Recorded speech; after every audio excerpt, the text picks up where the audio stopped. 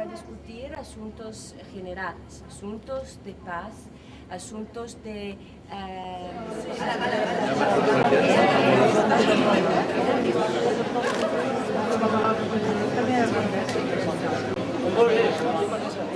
The music of Pablo Casals lives. So does our hope and dream for a better world. I'm very glad also to welcome the musicians and dancers from El Vendrell, the same village in Catalonia where the great maestro was born 128 years ago.